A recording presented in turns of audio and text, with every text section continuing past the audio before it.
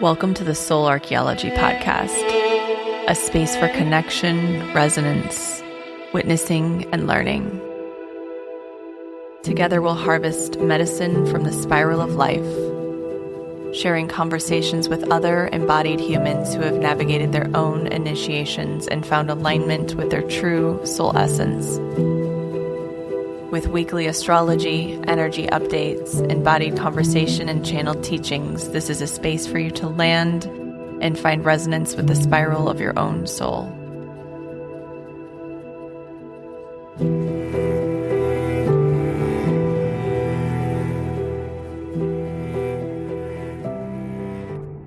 Hello, welcome back to Soul Archaeology. I am coming to you on the summer solstice. So happy summer solstice. We start this week in a big way, getting to experience the longest day of the year. I just did my vessel session with my vessel members, beautiful women, and we got to land at this still point. And I love the solstice energy. I feel like the winter and the summer solstice, they just have this energy of stillness and presence, and it's a sacred pause. The summer solstice, of course, is a sacred pause at the peak of light, and so this experience of just observing what's fully illuminated, integrating all this light, this extra consciousness and life force and clarity and insight, and even though that is so beautiful and energizing, and we get our life force from it, it's also activating because it can be very revealing to have things fully illuminated. I always feel like on the day of the solstice or the days leading up, I get so many downloads and so much coming through, and it just feels like overwhelming at times because these pieces and parts are starting to illuminate and reveal themselves in new ways, or I'm getting different types of insights. And although it's so beautiful, it's also can feel like a lot. So that might be your experience. Maybe you're just feeling the celebratory energies. Maybe you had an amazing time basking in the extra light that we had on Saturday and Sunday and just got to experience later walks and maybe a fun gathering with friends. Maybe you're in the northern regions and got to celebrate Midsummer, whatever it is. If you are in the southern hemisphere, you're experiencing the winter solstice and the opposite, more darkness. And so since I'm coming from the northern hemisphere, I am reporting from that place and sharing my experience and my channelings from the northern hemisphere. But this is a checkpoint. It's midway through the year. It's a midway point, the opposite of winter solstice. So winter solstice is when we experience the sun at the southernmost point. The summer solstice is when we experience the sun at the northernmost point. So some parts of the world, the northern hemisphere, are fully illuminated. They're having a full day of sun. Here in North America, we are having longer days. So the beauty of this time is that, one, orienting to it reminds us of our humanness. It reminds us of our belonging to the earth, her cycles, her rhythms. We get to just move with that. We get to orient to something that's real and tangible. A lot of our celebrations and holidays and even our calendar is artificial in nature. And that doesn't mean it's bad or that it's negative. It's just not connected to the natural world in the same way. The solstices, the equinoxes, those are pretty firm. They're pretty tangible and tactile. They are earth celebrations. And I think with this time, with us ramping up to this energy of the summer, Chiron just entered Taurus, which I talked all about in the last episode, so I encourage you to go back. This is a moment where we get to really deepen, connect with our earth roots, connect with our humanness, connect with something that's predictable and tangible and tactile, which I think these seasonal celebrations and ceremonies are. The solstice, the equinoxes, they allow us to orient to something that's real and tangible, something we can work with, something that's tactile in this swirly world of chaos and change and transformation and upheaval. it can be overwhelming. We can get a little lost. We can get lost in our days. Our days can turn into weeks and then into months and years. The solstices are here. The equinoxes are here to remind us who we are and where we are in space and time. So I invite you, as you listen to this, to just orient a little bit. Just notice where you are truly in space. Are you in your office? Are you in your bedroom? Are you in your car? Are you on a walk?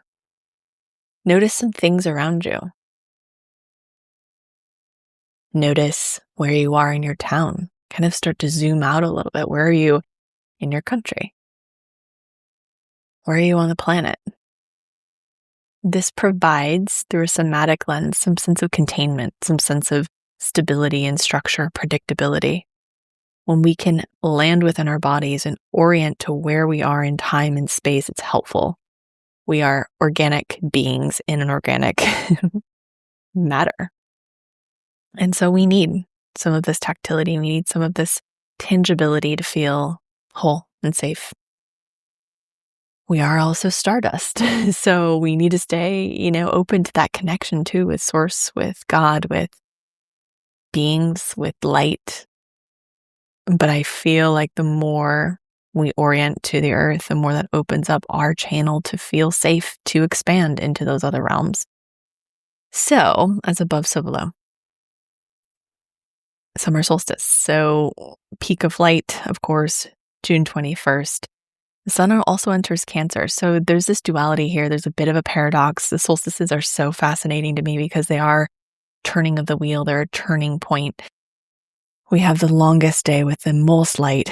We also have the reality that this is the point where it starts to peak and begin to descend. So the light descends. We experience more darkness moving forward, which is fascinating. It really reveals the duality, the complexity of this human experience, the fact that we can both be celebrating and grieving at the same time. I personally love the darkness too. I love long evenings. I love winter. I love fall. I love that time of year. But when I'm in summer, I'm like, oh, I love summer too. So it's just about really appreciating what is right now. We're present with the fact that there's so much light. There's so much awareness. There's so much clarity. And there's a descent that's occurring. So we have this balance point.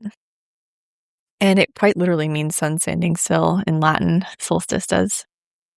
So the winter solstice, it's standing still at its descent point, its deepest point. The summer solstice, it's standing still at its highest point, its peak point. So this is honoring the cycles, honoring the cyclical nature of being on this planet, honoring the spiral. So I invite you to orient and then take note. What is there to celebrate? What is beautiful? What has emerged since the winter solstice? What can you take and hold gratitude for? And what has quite not emerged in the way you expected it to? You can hold the duality of these two things and still find gratitude and beauty in all of it. The same day, the sun enters Cancer. So I'm going to go through the week and just talk about it, and then I'm going to dive into the energy of Cancer season, what this week has in store, what we can expect in next week, because next week is quite intense and fast. So June 21st, we have the summer solstice. We also have the sun entering Cancer, so Cancer season begins. On June 25th, we have the sun squaring Neptune. And then on June 28th, Mars enters Gemini. That's on Sunday, so it's technically not in this realm, but I want to talk about it here because it is something that we're going to be building towards. We're also going to be closing the 6-week chapter of Mars navigating Taurus. So Cancer season beginning on June 21st. Cancer is the keeper of lineage, of nourishment, of mothering, of home, belonging, safety. But I don't mean safety as far as just comfort, like being in your shell. I mean safety as far as containment and belonging, security, presence. This is about remembering where you came from. Cancer rules the 4th house, so it rules the house of family and home and roots and ancestry and mother. I love when I'm doing readings talking about people about their 4th house And what's there? Because it typically reveals what we're bringing forward from our ancestral line, what we're choosing to lay to rest, what we're choosing to embrace and embody more of. It's the memories stored in our bones and our DNA and our genetics, and the memories stored in our fascia and all the tissue that we bring into this human experience and how we engage with it. Cancer is the heart, and it's emotionality and connection and depth. It's cardinal water. So there is sort of a movement and an engagement with Cancer that is important to remember. And Cancer is cardinal energy. Like I said, it's the first water sign of the zodiac. So the moment the wheel turns from outer fire and earth, we have Aries, and then we land in Taurus.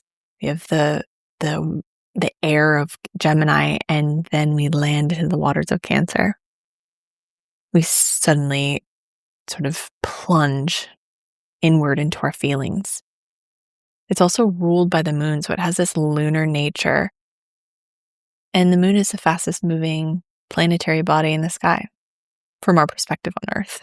It changes shape constantly. So as with Cancer, it's always changing. It's always evolving. It's always experiencing something new in a different way. When we think about the moon, it's this invisible force moving things beneath the surface. And Cancer is the crab. And it's a bit of a paradox in a way. It has this soft, vulnerable body and this hard exterior shell.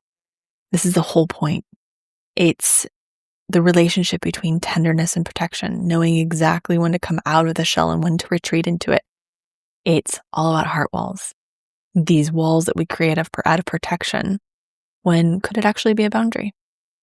Could you replace the wall that you created at a certain point in your life out of fear or overwhelm, something that was too big to process, some sort of grief or disappointment that was too large to digest? Could you instead replace that with a boundary instead of a wall? And this is the work of Cancer season. It's noticing where we are soft, where we are vulnerable, where we are open, and where we are hard and closed. And maybe sometimes we have to be hard and closed. Sometimes certain dynamics require a wall for a period of time so your system can reorganize and reorient towards more safety. They're not always bad, but can you over time go back into that space and start to dissolve the calcification so that you can feel into that field as well, so it doesn't become numb? Aries, when we think about Aries in the beginning of the zodiac, it asks, who am I? And then we land in Taurus, and it says, what do I value? Gemini says, what do I think? And Cancer says, what do I feel? And who is safe enough to feel it with? So this is like our first introduction into feeling, relationship, belonging, emotional truth. That's why it rules home and family and lineage and ancestry. After Gemini, we start to orient outwards a little bit more as we move through the evolution of the zodiac. And when we land in Cancer, it's about feeling and sensitivity and vulnerability. Vessel of memory, the instinct to nurture and be nurtured. It's not only just the home, as it's sometimes referred to, but our emotional home, our emotional architecture. So it's meant to feel its way through life, but it is a cardinal energy, so it's responding from that feeling, and that's where the work lies. It's not just, are you feeling something, which is very important, of course, but how are you responding to that feeling? Are you quickly cutting off from it or shutting it down or retreating or suppressing? Or are you over-engaging with it? Are you letting it rule and direct and hijack your life? This is where the mastery comes in. This is where the emotional mastery comes in at first, in this fourth sign of the zodiac with Cancer. So this month, we are going to be exploring the heart walls. This is, of course, deep and penetrating and vulnerable, but we have a lot of fast energy too. Mars at the end of this week is entering Gemini, so we're going to be moving out of some of that slower energy of Mars and Taurus, which was so supportive, but it's going to move faster Mars immediately starts just to interact with Uranus. So that's going to pick things up at the end of the month. We have Jupiter entering Leo as well. So this time of feeling into our emotions, of deepening and sensing into them is going to feel tender. It might feel raw. Things are moving fast. So the work is to slow down, to find some space, to notice what you're feeling and how can you be with it? Can you return to the spaces, the parts of yourself that need warmth and attunement and spaciousness and slowness in order to process the bigness of the world? Themes around home and belonging and love and relationship and safety and emotional attunement, all of that is going to be up, as it always is in July. And now where this lands in your chart, determines how you'll engage with it, how it will feel. My personal natal Chiron is in Cancer, so this is always a tender time for me. I always have my wounds that kind of show up in, their own creative ways, of course. And I have a lot of awareness around it now, so I can see it and I know exactly what part of me always wants to be tended when that wound comes up. And the beauty is that over time, as I have taken the initiative to tend that wound, other people have been popping up who can also meet it. Not in a wounded way, not in a trauma bonded way, but just saying, gosh, I've, felt so often in my life that I give so much and it's hard for me to receive, or I don't receive. That's the story, right? I'm always doing things for others, but I'm not receiving that same in return. And it wasn't that people didn't want to give it. It wasn't that, I was just surrounded by takers. It was that I created that story and narrative. And I was actually preventing myself from receiving. So much of my work with this Chiron in Cancer has been opening to receive. What part of me is afraid to receive? What does it mean being with that part so that I can open and sort of close this loop, prove it wrong, so I can receive what I really need? And that's so often the work of Cancer. If you have Chiron there, it just means it's amplified for you. It means that a lot of your life's work is to tend that space. But for all of us, right, if we have heart walls, which we all do, by the way, to some degree, it's part of being human. It's part of being, in a world that is quite disappointing and quite painful and also beautiful at the same time. But where are you protecting yourself from what you actually really want, which is love? It's also sitting with belonging and heritage and ancestry and roots, mothering, the mother wound.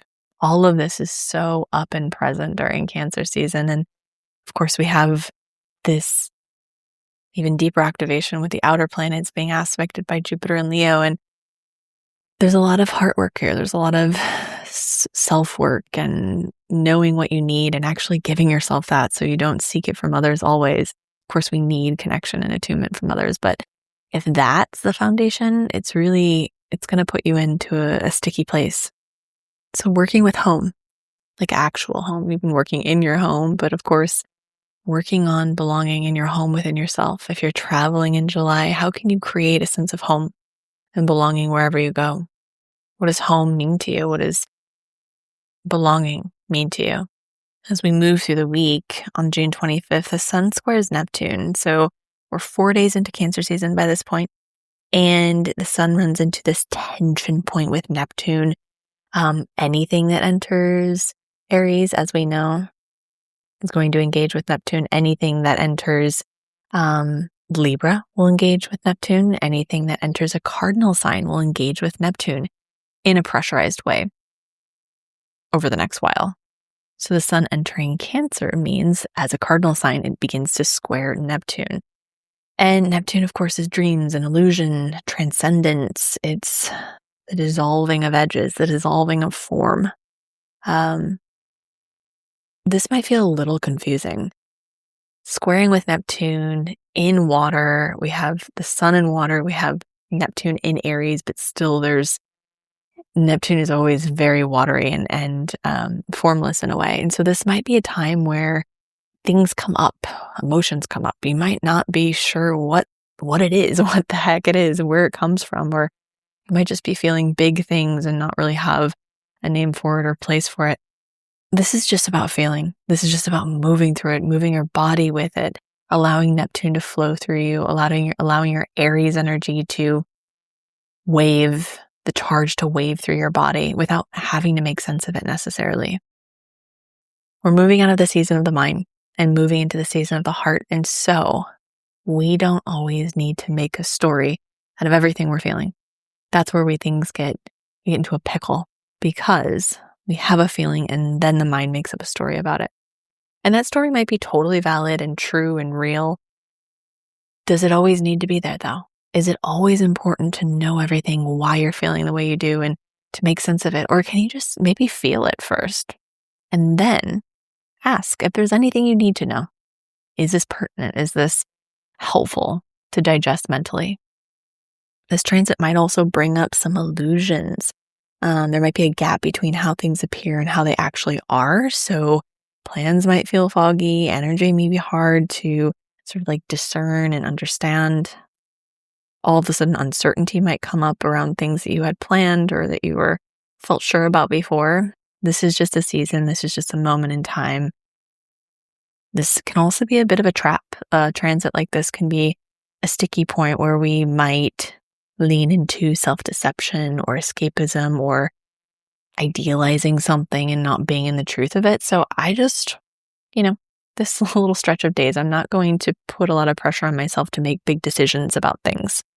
We're also moving into a Mercury retrograde in Cancer as well next week. So if you can just make the decisions you need to the beginning of this week and put it on cruise control for a minute, just know that how you feel about something might be different a month from now than it is now. And it might be smart to just take a beat. These squares aren't meant to be solved in a day. They're meant to be experienced and lived with and sort of held in a way, to hold the tension, to hold the desire to do something quickly. That's the point. Where do you want to relieve the pressure? Maybe just pause. And then on the 28th, we have Mars moving into Gemini. The last time we experienced this was the summer of 2024. So the fog of the Neptune square begins to lift, and Mars, action, drive, desire, will, moves into Gemini. The sign of the mind, motion, it's fast, it's immutable, air. So this is interesting because I know a few people who have natal Mars and Gemini, and they're always a little bit confused by this transit. And I think it's because it is the body and the mind together. And so it is a little bit hard to pinpoint. And we think about Gemini, it's mutable and it's everything in many directions all at once. And so we just moved out of Mars in Taurus, which is quite linear, if I must say, not technically, but can feel that way. It can feel more grounded and secure and sort of balanced. Now that it's moving into Gemini, it stops moving in a straight line. It starts moving in many directions all at once. So this might feel like mental restlessness or this desire to shift things or change things really quickly, a need for sort of like variety. It becomes less about planning and strategy and more about impulsivity. And that's what we want to watch, because we want to make sure that we're not acting impulsively through this time. Like I said, we have a Mercury retrograde in Cancer. So the Mercury, which rules Gemini, is in the slowness of Cancer, in more of an emotional space, this depth space. And Mars is in Gemini, so it's in the mind. So it can get a little confusing, the difference between what are you feeling or what are you thinking, what's your intuition, what is your beliefs. And this is why we really want to work with this energy. Slow down. Watch where you feel scattered. Watch where you feel impulsive. Watch where you're picking fights for the sake of shifting things or making things exciting. Classic energy of Mars and Gemini is starting 10 things and finishing none of them. And so this is much different than Mars and Taurus, where it was maybe hard to start something if you weren't totally sure about it. You don't want to swing to the other, side of the spectrum and let the pendulum swing too far. Because, like I said, this is next week. We have some pretty big activations. We have Jupiter entering Leo, which starts to really, expand this whole star formation that's happening in July. We have Mercury stationing retrograde. We have a full moon in Capricorn. So there's quite a bit happening next week that will want us to sort of initiate and do things. And we also have Mars meeting with Uranus too. Pressure to do something, change something quickly. But it's also Mercury retrograde, so it's not necessarily the best time to initiate something unless it had already been initiated before the shadow period. So our work is to titrate this discomfort of not being able to make a big decision all at once, or just sort of like holding that pressure of wanting to do something, wanting to initiate, wanting to take action on something, and also feeling that it's not quite the right time. So this is about balancing the mind and the heart and allowing the right one to choose. Now, we want to make sure we're not operating from wounded heart and our heart wall rather than our higher heart. So this is the work, is it? Are you operating from your higher heart, the wounded heart, or the mind? And that's going to be the work over the next few weeks. So this is big. This is not, like I said, talked about this for a long time.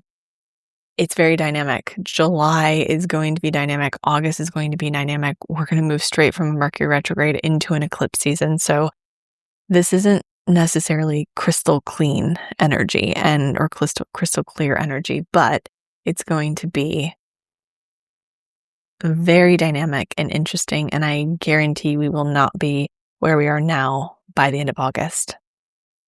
So just let the heart lead as much as you can, or even just discern, what does that look like and feel like for me? Start to really get comfortable with and familiar with what it's like to let the heart lead. And I love that we started this episode talking about the spiral, because the card that I pulled for the Soul Archaeology community today from the Untamed Elemental deck is the snake card. And it's all about the healing spiral. It says, snake is the fertile union between ebb and flow. She willingly lives life's experiences, then releases them back to the earth when they no longer serve her existence, shedding her skin regularly to release and be born anew. When resting, snake forms a coiled spiral, soaking in the warmth from the earth, bringing herself into balance and healing. Sometimes it might feel like you're just going in circles, revisiting old patterns or wounds you thought were healed. But snake indicates that this can be positive. Her body forms circles within circles, a reminder that healing happens in a spiral, and what we thought we left behind must sometimes be revisited for healing to be complete. While snake's spiraling energy might journey toward the stars, her actual body rests against the earth. Snake reminds you to spend time resting your own body on the ground. Close your eyes and receive the earth's frequencies. Stay focused on your vision of wholeness. You are making progress, even if it sometimes appears you're just going in circles. When it's balanced, you feel patience, forbearance of concrete conclusions, and easy flow. To bring into balance, or when it's imbalanced, you feel frozen, hopeless, a perception of fixed dis-ease. To bring into balance, retune yourself to Earth's biorhythms and allow them to assist your wholeness to wholeness. You return to wholeness by spending time resting your body on the soft ground. I sure love this because we were just talking about that. And returning to the Earth's wisdom, her rhythms, what she knows. She's never rushing, is she? She's just doing her thing, and she knows there are cycles and there are times and there are seasons, and all of it will get where it needs to go. So remember that as Mars enters Gemini and starts pressing upon Uranus, there's no urgency here, unless there is an actual urgent matter. But most of what we sort of interpret as urgency actually is not. So just sit with it. Is this actually urgent? Does this actually need my attention right now? Or can I return to the earth? Can I return to her pacing and her rhythm and trust that we are moving down this path in the way we're meant to? So, thank you as always for being here. Thank you for your presence and for everything you always share. Thank you for sharing this with other people, friends, family. on social media that helps me to grow the podcast. It's definitely grassroots grown. It's only grown not through sponsors or anything like that or paid ads. It's just grown through you guys. So I appreciate that. And I hope you have a beautiful week, and I will see you soon.